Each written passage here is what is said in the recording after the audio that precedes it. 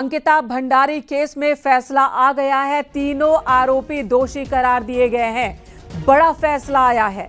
Ankita Bhandari murder case से जुड़ा आज का बहुत ही महत्वपूर्ण दिन। तीनों आरोपियों को दोषी करार दिया है अदालत ने।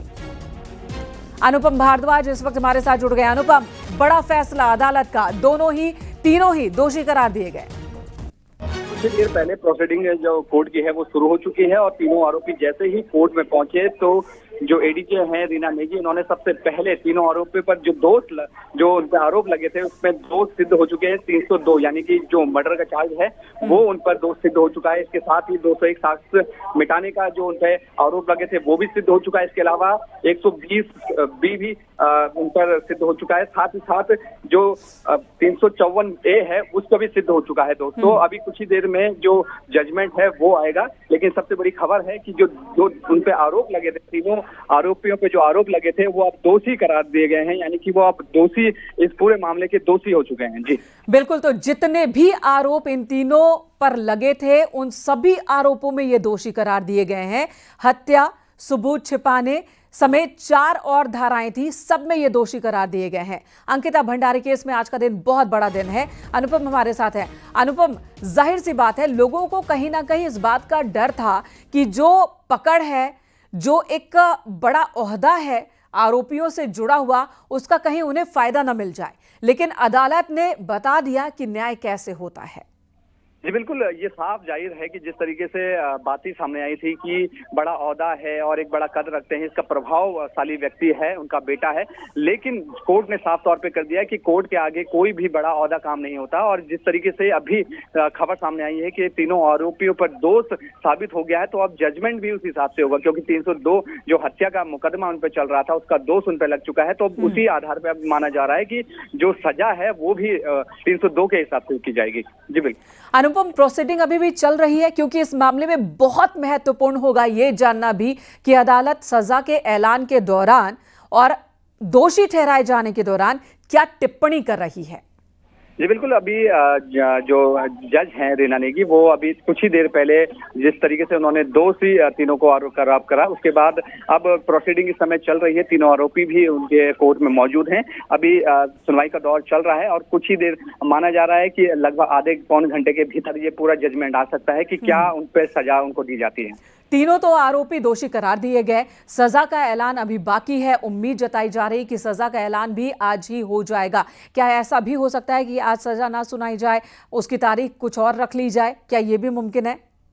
बिल्कुल, हालातों को देख के ये भी कई बार किया जाता है कि दोषी करार देने के बाद उसका जो जजमेंट होता है, यानी कि जो सजा होती है, सजा यानी कि उम्र कैद की जानी है या फांसी की सजा होनी है, ये जज पे विवेक पे डिपेंड करता है कि वो क्या उसके लिए अगली तारीख का इंतजार करते हैं या आज ही। तो लोगों को उम्मीद है कि आज जब दोषी करार दिए गए तो जल्द से जल्द अब लोग चाह रहे हैं कि इस पे सजा का भी ऐलान कर दिया जाए, जो जजमेंट है वो आज ही दिया जाए।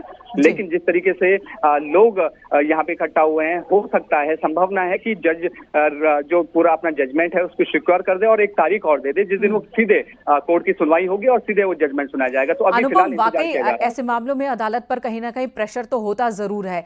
एक तरफ इंसाफ की बात है, एक तरफ अंकिता का परिवार है और उनके साथ पूरा उत्तराखंड, पूरे देश के लोग जुड़े हैं, और दूसरी तरफ जो आरोपी हैं, जो अब दोषी करार दे दिए गए हैं, उनका भी कहीं ना कहीं पावर तो है। तो दबाव होता है, समर्थक भी होते हैं बहुतों के, आरोपियों के भी समर्थक होंगे, जो दोषियों के समर्थक। तो ऐसे में जो दलील रखी गई थी अंकिता के परिवार के वकील की ओर से, फांसी की मांग की जा रही है अंकिता के परिजनों की ओर से। हर मामले में फांसी नहीं होती, तो क्या संकेत मिल रहे हैं? देखिए, फांसी की मांग हर कोई कर रहा है, अंकिता के परिजन ही समेत जो तमाम जो लोग हैं, और यहाँ पे विपक्षी दल के जो नेता है, कार्यकर्ता है, यहाँ पे लगातार विरोध हो रहा है। कोर्ट परिसर से थोड़ा ही कुछ दूरी पे लगातार ये मांग की जा रही है कि फांसी की सजा सुनाई जाए। तो कोर्ट में कहीं ना कहीं छोटा प्रेशर जरूर होता है। हालांकि कोर्ट को इन सब से दूर रखा जाता है कि प्रेशर में ना आके वो सजा का ऐलान करे। सब चीजों को, तथ्यों को देख के, जो साक्ष्यों को देख के आगे का ऐलान किया जाए या जजमेंट दिया जाए। लेकिन कहीं ना कहीं थोड़ा प्रेशर जरूर है। इसके बावजूद मांग की जा रही है कि फांसी की सजा हो। अब आने वाले समय में अब ये देखना होगा कि क्या कोर्ट इसमें, क्योंकि 302 की जो धारा है उसका दोषी वो करार दिए जा चुके हैं, तो उस पर जजमेंट क्या आता है, क्योंकि इसमें उम्र कैद की भी सजा का प्रावधान है और उस पर लास्ट जो फाइनल है वो फांसी का भी प्रावधान किया जाता है। तो क्या जज इसमें रीना नेगी, क्योंकि वो खुद एक महिला हैं, जज हैं, वो क्या इसमें फैसला लेती है, ये एक देखने वाला विषय जरूर होगा। बिल्कुल अनुपम। और एक और डिमांड जो लगातार की जाती रही इस पूरे सुनवाई के दौरान भी, कि आखिर वो वीआईपी कौन, जिसका जिक्र बार बार हो रहा है। अदालत ने अभी तक तो इस पर चुप्पी साधी हुई है। क्या इस फैसले के दौरान उस वीआईपी के मसले पर भी कुछ बात हो सकती है? वीआईपी का जो मसला है वो एक जांच का विषय है। इसमें एसआईटी के पास भी जांच आई थी और लगातार ये बात सवालों के घेरे में है कि वीआईपी जिसके स्पेशल डिमांड की ये बात की जा रही थी कि वो वीआईपी कौन था, और जब से ये मुकदमा चल रहा है तब से ये वीआईपी की बात की जा रही है कि आखिर वो वीआईपी का नाम उजागर अभी तक क्यों नहीं हुआ है। एसआईटी की टीम ने भी इस नाम को क्यों सामने नहीं लाया कि वो वीआईपी आखिर कौन था। लेकिन ये कोर्ट की प्रोसीडिंग से हटके है, क्योंकि अब बात है सजा की। 302 की जो धारा है वो सिद्ध हो चुकी है।